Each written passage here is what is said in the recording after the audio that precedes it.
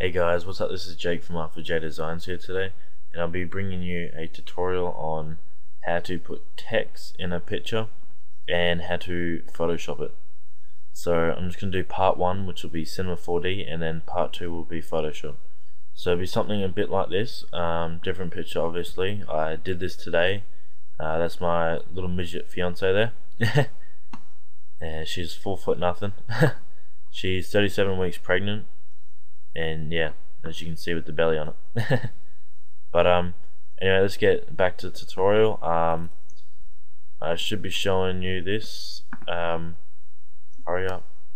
That's what she took at Mason's Bay when on our Christmas holiday. So she's a good photographer. We need to work on getting a better camera. But I took this in the Sony Vegas and did a saturation. You can do this in Photoshop, but that's what it looks like now, with a bit of editing in that. So let's just go on to part 1 of this tutorial. Open up Cinema 4D and just click your render settings and go to output and go width and height and do your resolution. So by just going right click and go screen resolution.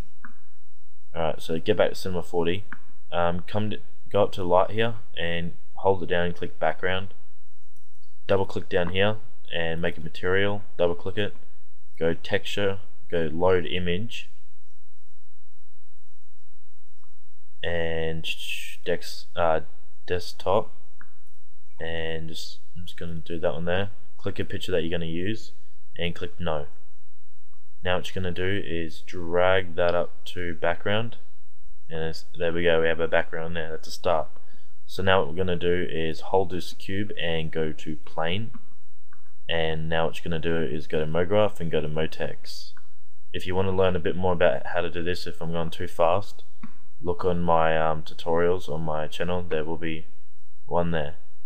So what you're going to do now is go resize the text to pretty much where you want it, then click on your plane and spread that out pretty much everywhere. So about that big.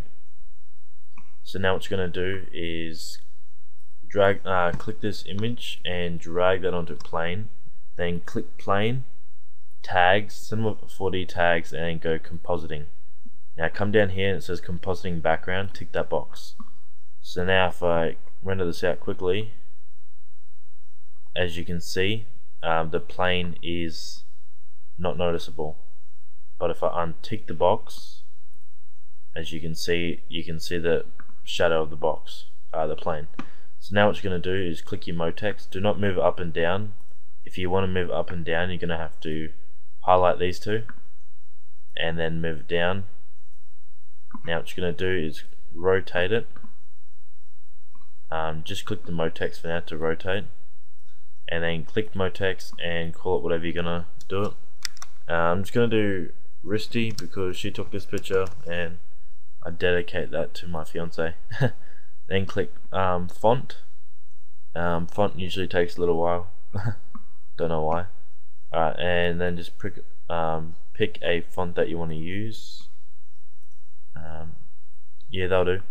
And then click the move icon, and move it to pretty much where you want it.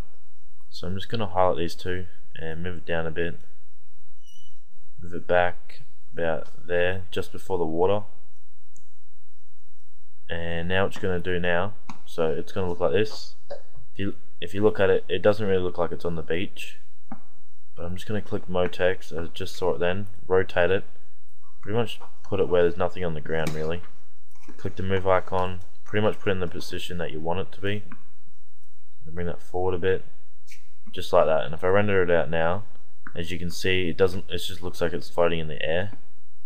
So what you're going to do is go to render and go to render settings, go to effect, ambient occlusion, go to maximum ray length and do that 160, and then go to contrast and make that 40. So now if you look at it now, render it out, it's just going to take a little while, just shadows.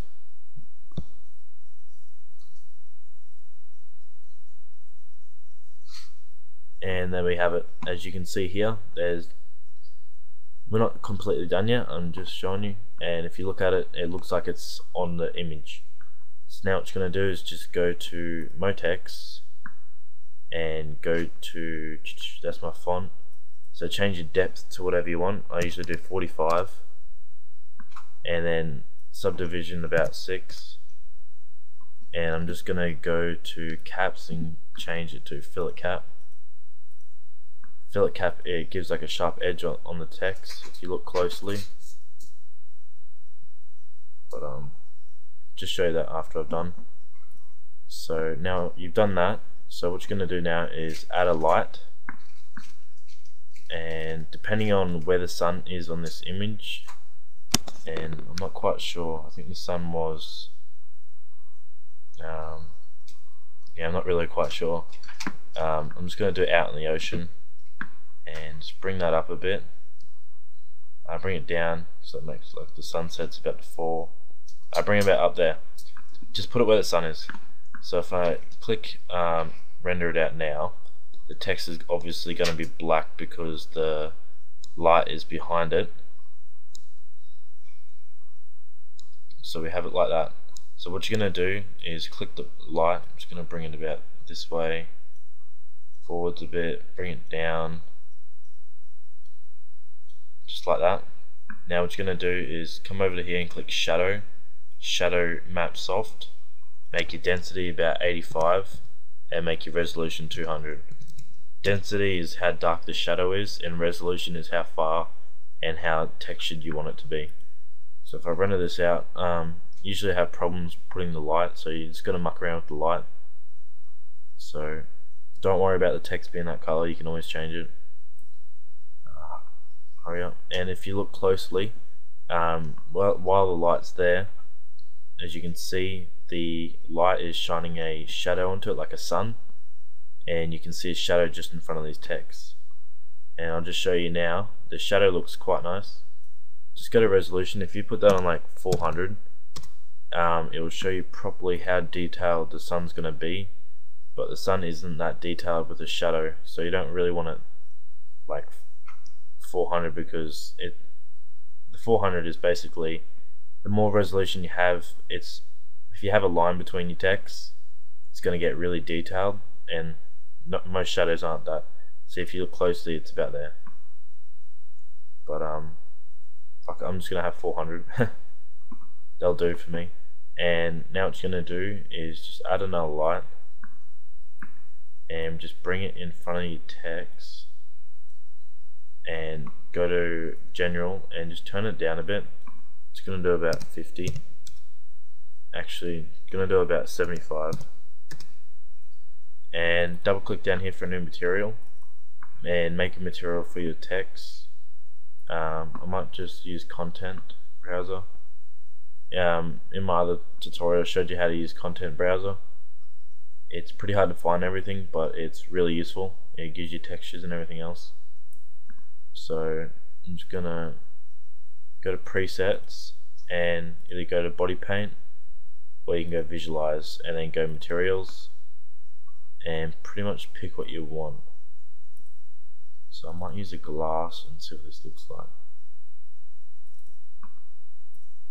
And I'm just going to use glass for my text, and let's see what this looks like rendering it out. I'm just going to pause this, and I just want you to see the whole thing. So be right. Hey guys, it's pretty much rendered out. So, and if you look there, I grabbed a glass watery kind of material effect, but that's pretty good there. But as you can see with this light, it kind of ruined it a bit. But pretty much have the sunlight and add any lights that you want. But just gonna quickly render this out quickly, not all the way. Just want to see, yeah, so the texture looks a lot better there without that light. The light does make it too shiny. But I'm just gonna see if the shadows are still the same darkness quickly. Just gonna pause this real quick until. Alright guys, I'm back. So before I had that light there and you couldn't really see the shadows, but as you can see now, with the glass, it makes a really nice effect with the water. And put a glass effect as in the material with some kind of water, it just makes it a lot better. But that's the material there, and this is the end of part 1. But after this we'll be going into Photoshop. So you can do a little bit more in Cinema 4D. They have a shitload of contents. Like if you really want to go a bit weird, you can go to what can we use? Go to Prime. If you go to Broadcast, 3D Objects, and go to go to Business. You can add safes. You can add all this shit into it. So it'd be pretty much, you can put any of this stuff in and edit it and everything. So don't think everyone out there is that great at Cinema 4D. Some people do it properly, but some people don't. But this really does help.